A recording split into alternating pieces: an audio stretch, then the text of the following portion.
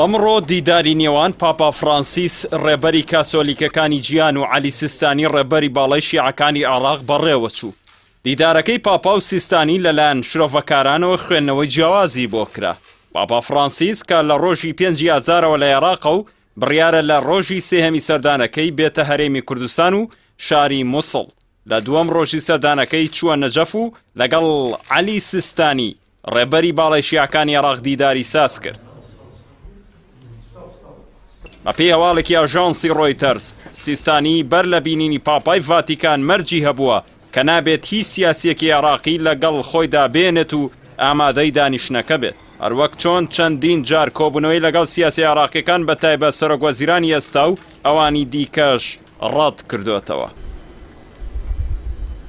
نووسینگەی عەلی سیستانی لەبارەی کۆبوونەوەکەوە ڕاگەیەندراوێکی بڵاو کردوێتەوە و لە بەشێکیدا بازدەوە دەکات گفتوگۆ لەبارەی ئاڵنگاریەکانی بەردەم مرۆڤایەتی لەم سەردەمە و ڕۆڵی باوەڕبوون بە خودا و پەیامەکەی لەگەڵ بەها ڕەوشتیەکان بۆ سەرکەوتن بەسەریدا کراوە. بەپێی ڕاگەیەندراوەکە سیستانی باسی لەوە کردووە کە زۆرێک لە گەلان ڕوبەڕووی ستەم و هەژاری و لەناوبردننی دینی و فیکری و کبکردنی ئازادیەکانی بیرروڕادەبنەوە، بەتایبەت گەلانی ناوچەکە لە ناویاندا گەلی فەڵەستین کە ڕوبەڕووی ئابلوقەی ئابووری و ڕاگواستن کراونەتەوە. بە پێویستیشی زانیوە بربرسانی باڵای ئاینی ڕۆڵیان هەبێت بۆ نەهێشتن و سنووردارکردنی ئەو نەهامەتیانە. لە دوای دیداری سیستانی کە نزیکەی 2 کات ژمێری پێچوو، پاپا فرانسیس سەردانی شاری مێژووی ئووری کرد. لە شاری ناسریەی سەر بە پارێزگای زیقار لەوێ لەگەڵ نوێنەری ئاین و مەسەبە جیاوازەکان کۆبووە. لە وتەیەکیدا ڕێبەری کاسۆلیکەکانی ژیان ڕایگەیان هیوای ئاشتی بۆ سەرجەم ڕۆژهەڵاتی ناوەڕاست دەخوازێت، بەتایبەت سووریای دراوسێک کە بە 10,000ەوە گیرۆدە بووە.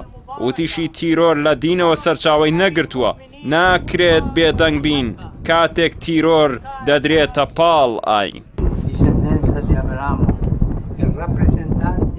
سەبارەت بە ئامانجی سەردانەکە، پاولۆ ڕۆفینی وەزیری ڕاگەاندنی ڤاتیکان ڕایگەیاند سەردانەکەی پاپا فرانسیس گرنگە بۆ عێراق و مەبەست لەی دروستکردنی دایەلۆگە لە نێوان ئاینەکان و کولتورە جیاوازەکان و گەلاندا. پێشتر و لە مانگی شوباتی 2019 پاپا فرانسیس سەردانی ئیماڕاتی کرد و لەوێ دیداری لەگەڵ شێخی ئەسەر ئەحمەد تەیب ساز کرد و ئیمزایان لەسەر بەڵگەنامەی برایەتی مرۆڤایەتی کرد کە بەڵگەنامەکە زیاتر هەندانە بۆ دایەلۆگی نێوانایانی ئیسلام و مەسیحی. بە بڕوای چاودێرانیش لە سەردانەکەیدا بۆ عێراق، پاپا دەیەوێت پشتیوانی سیستانی وەک نوێنەری شیعەت دەست بخات بۆ ئەو نووسراوە.